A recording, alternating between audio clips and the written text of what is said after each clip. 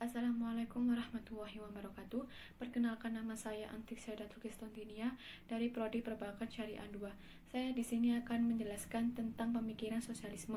Pemikiran sosialisme dibagi menjadi 3 kelompok. Yang pertama, pemikiran sebelum Marx. Yang kedua, pandangan Marx dan Engels. Yang ketiga, pemikiran sesudah Marx. Sosialisme merupakan perekonomian yang pemerintahannya yang berpihak sebagai orang yang tidak dipercayai oleh masyarakat. Sejak revolusi Bolshevik 1917, istilah sosialisme diganti dengan komunisme.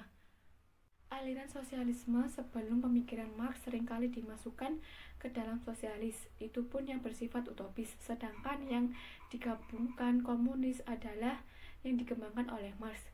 Adapun jenis-jenis Marxisme, yang pertama Marxisme ortodoks, yang kedua New Marx, yang ketiga Human Marx, yang keempat aliran kiri baru atau New Left, yang kelima sosialis independen. Sosialisme utopis. Sosialisme utopis adalah ajaran yang didirikan oleh Plato. Sistem pemerintahannya yang digunakan adalah berbentuk totalitarisme yang sepenuhnya dikendalikan oleh orang pintar dan orang yang terpilih. Tokoh-tokoh sosialisme utopis, yang pertama Sri Thomas More, yang kedua Tommaso Campanella, yang ketiga Francis Bacon, yang keempat Thomas Harrington.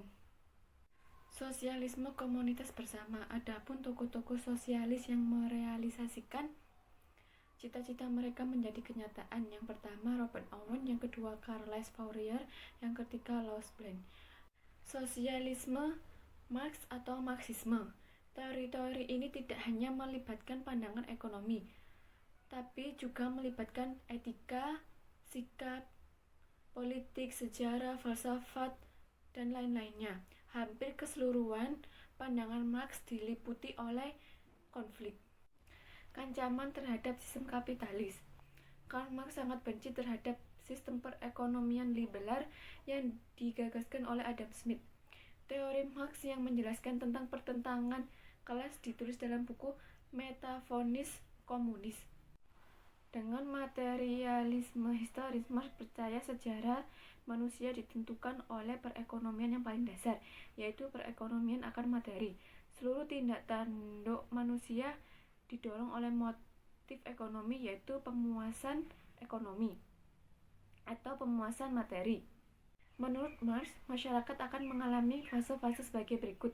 Yang pertama, komunisme primitif, yang kedua perbudakan, yang ketiga feodalisme, keempat kapitalisme, kelima sosialisme, dan keenam komunisme. Adapun perbedaan komunisme dan sosialisme, yang pertama produktivitas, yang kedua hakikat manusia sebagai produsen. Pembagian pendapat. Pada tahap komunisme penuh ini, bahkan uang tidak perlu digunakan. Pembaruan terhadap Marxisme. Pada abad ke-20-an, pemikiran-pemikiran Marx dan Engels dimodifikasi oleh Lenin. Sosialisme ini di Eropa berkembang. Pada tahun 50-an hingga 70-an, sosialisme pasar dikelola oleh kaum pekerja.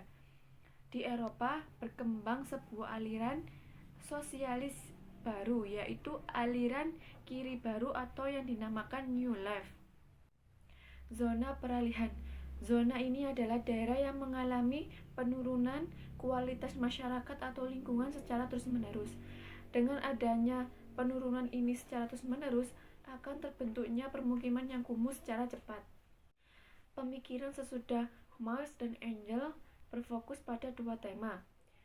Nomor satu adalah kemungkinan alokasi sumber daya yang efisien dalam suatu perekonomian sosialisme pasar. Yang kedua, kemungkinan perubahan kapitalisme menjadi sosialisme tidak melalui revolusi kekerasan.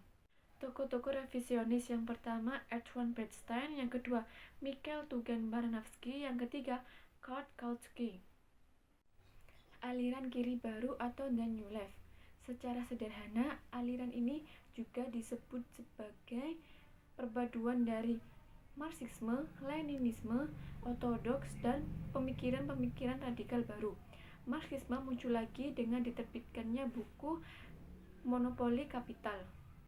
Ernest Mandel 1968 menulis buku tentang Marxist Economy Theory. Buku ini mereview dan menjelaskan secara singkat dan secara sederhana sehingga masyarakat awam lebih mudah memahaminya dan lebih mudah untuk membacanya. Sekian presentasi saya, kurang lebihnya mohon maaf. Wassalamualaikum warahmatullahi wabarakatuh.